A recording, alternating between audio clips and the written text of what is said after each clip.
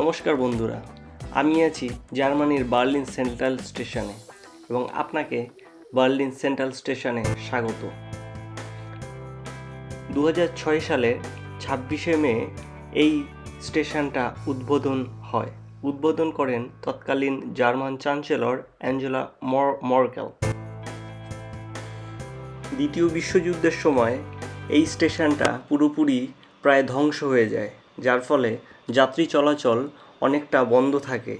কিন্তু যুদ্ধ শেষ হলে 1951 সালে এখানে আবার যাত্রী চলাচল শুরু হয়। কিন্তু দুর্ভাগ্যবশত 1957 সালে জার্মানি, পূর্ব জার্মানি এবং পশ্চিম জার্মানি আলাদা হয়ে যাওয়ার কারণে এই বার্লিন সেন্ট্রাল স্টেশনটি পূর্ব জার্মানির হাতে চলে যায়। 1989 সালে বার্লিন ওয়ালের পতনের পর নতুন সিটি প্ল্যানার কাউন্সিল এই বার্লিন ট্রান্সপোর্টটাকে নতুন করে সাজানোর চিন্তা ভাবনা নেয় এবং 1992 সালের জুন মাসে ফেডারেল গভর্নমেন্ট সিদ্ধান্ত নেয় তারা স্টেশনটাকে নতুন করে সাজাবে এবং ফেডারেল গভর্নমেন্ট প্রায় 700 মিলিয়ন ইউরো এখানে খরচের জন্য বাজেট রাখে। 1998 সালের 9 সেপ্টেম্বর তৎকালীন জার্মান ফেডারেল মিনিস্টার এবং বার্লিন গভর্নিং মেয়র সরকারিভাবে এখানে কাজ শুরু করার উদ্বোধন ঘোষণা করে। স্টেশনটায় অবিশ্বাস্যভাবে 4টে তালায় অর্থাৎ 4টি ফ্লোরে বিভক্ত। ট্রেন, ট্রাম, বাস, সাবওয়ে এবং অন্যান্য মিলিয়ে প্রত্যেকটা ফ্লোরে প্রত্যেকটা লাইন সরবরাহ করা আছে, যেটা ইউরোপের ভিতরে নজিরবিহীন একটা স্টেশন।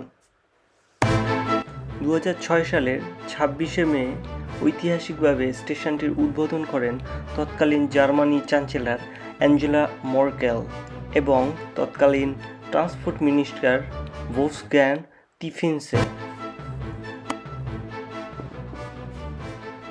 2022 সালে ইউক্রেনে যুদ্ধ লাগার পরে ইউক্রেন থেকে প্রায় 10,000 রিফিউজি জার্মানি বর্ডার ক্রস করে বার্লিন স্টেশনে আসে এবং তখন এই স্টেশনটা জনমানবে পুরোপুরি পূর্ণ হয়ে যায় এবং গভর্নমেন্ট এদের পরবর্তী বাসস্থানে ট্রান্সফার করার আগ পর্যন্ত স্টেশনটা জনমানব ভর্তি ছিল এবং এটা একটা অন্যরকম দৃশ্য তৈরি হয়েছিল।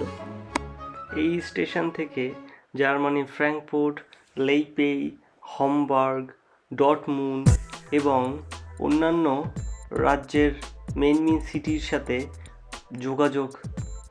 ট্রেন যোগাযোগ স্থাপন আছে। ইন্টারন্যাশনাল ট্রেন যোগাযোগের মধ্যে মস্কো থেকে প্যারিস ভায়া বার্লিন এই স্টেশন থেকে ছাড়ে, ওয়ারশাওয়া থেকে পোজনান হয়ে বার্লিন এই স্টেশনে আসে।